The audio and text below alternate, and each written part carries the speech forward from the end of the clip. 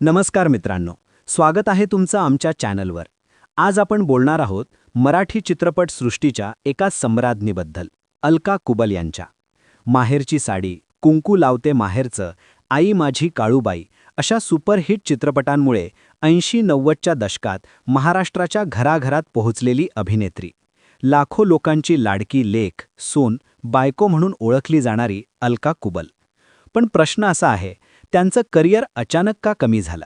त्यांनी अभिनय सोडला का? कोणी त्यांचं करिअर संपवलं किंवा हे फक्त अफवा आहेत? आज या व्हिडिओमध्ये सगळं सत्य समोर आणणार आहोत. लाईक करा, सबस्क्राईब करा आणि बेल आयकॉन दाबा, जेणेकरून अशा इंटरेस्टिंग स्टोरीज मिस होणार नाहीत. चला सुरू करूया. अलका कुबल यांचा जन्म 23 सप्टेंबर 1965 रोजी मुंबईत झाला. त्यांचं पूर्ण नाव अलका आठल्ये, सासरच्या. लहानपणापासूनच अभिनयाची आवड. बालकलाकार म्हणून व्यावसायिक नाटकांमध्ये काम सुरू केलं. इयत्ता 10वीत असताना चक्र नाटकात काम केलं. 1980च्या दशकात मराठी चित्रपटात एंट्री झाली. स्त्रीधन 1984, लेक चालली सासरला 1984 अशा चित्रपटांनी नोटीस झाली. पण खरी ओळख मिळाली 1991 मध्ये आलेल्या माहेरची साडी या चित्रपटाने. या चित्रपटात अलका कुबल यांची लक्ष्मी ही भूमिका सुपरहिट ठरली. महाराष्ट्रात घराघरात हा चित्रपट दाखवला गेला. लोक म्हणायचे, अलका कुबल म्हणजे मराठी चित्रपटाची सम्राज्ञी. शुभ बोलणाऱ्या, सोना येती घरा, कमाल माझ्या बायकोची, नवसाचं पोर, देवकी असे 100हून अधिक मराठी चित्रपट केले. हिंदीतही नया जहर सारखी काही चित्रपट केले, पण मुख्य फोकस मराठीवरच राहिला. 90च्या दशकात अलका कुबल यांचं नाव मराठी इंडस्ट्रीत टॉपवर होतं. माहेरची साडीनंतर हिंदीतून अनेक ऑफर्स आल्या, पण त्यांनी बहुतेक नाकारल्या.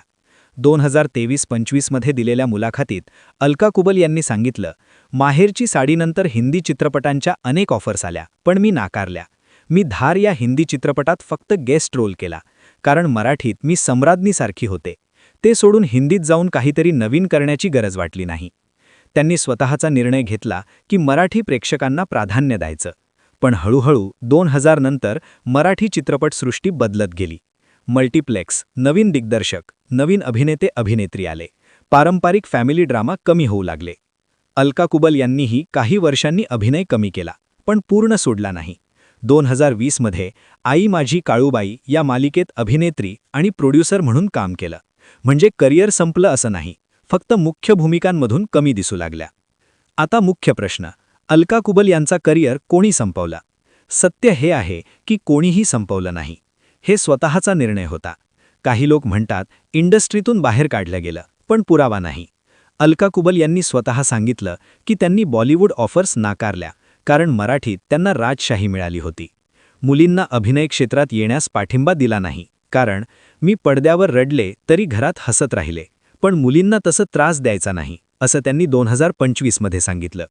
2025 मध्ये जळगावच्या खानदेश करिअर फेस्टिवलमध्ये भावूक झाल्या, पण ते करिअर संपल्यामुळे नव्हे, तर प्रेक्षकांच्या प्रेमामुळे. त्या आजही सक्रिय आहेत. प्रोडक्शन म्हणजे शुभलक्ष्मी बॅनर, इव्हेंट्स, मुलाखती देतात. करिअर कमी झाल्यामागे मुख्य कारण वय, फॅमिली, प्रोडक्शन साईडला वळणं आणि मराठी सिनेमात बदललेली ट्रेंड्स. कोणताही निगेटिव्ह किंवा कोणी संपवलं असा प्रकार नाही. उलट त्यांनी स्वतःचा सन्मान राखला. अलका कुबल यांची खासियत काय? भावनिक भूमिका. लेक, सून, आई, बायको या भूमिकेत प्रेक्षक रडले, हसले. कास्टिंग काऊचचा सामना केला, पण स्वतःला वाचवलं असं त्यांनी सांगितलं. प्रोड्युसर म्हणून सुहासिनीचं सत्वपरीक्षा सारखे चित्रपट केले. आजही प्रेक्षक त्यांना माहेरची साडी म्हणून ओळखतात. त्यांचा वारसा आजही जिवंत आहे. यूट्यूबवर त्यांचे चित्रपट लाखो व्ह्यूज मिळतात. मित्रांनो, अलका कुबल यांचा करिअर संपला असं म्हणणं चुकीचं आहे. तो फक्त ट्रान्सफॉर्म झाला. अभिनय कमी, प्रोडक्शन आणि सोशल वर्क जास्त. कोणी संपवलं नाही. स्वतःच्या निर्णयाने आणि बदलत्या काळाने ते कमी दिसू लागल्या, पण त्यांचं योगदान कधीच संपणार नाही. महाराष्ट्राच्या भावनिक चित्रपटसृष्टीत त्यांचं नाव स्वर्णाक्षरांनी लिहिलं जाईल. तुम्हाला काय वाटतं? कमेंटमध्ये सांगा. अलका कुबल यांचा सर्वोत्तम चित्रपट कोणता? व्हिडिओ आवडला तर लाईक, शेअर करा. पुढच्या व्हिडिओमध्ये भेटू. धन्यवाद. जय महाराष्ट्र.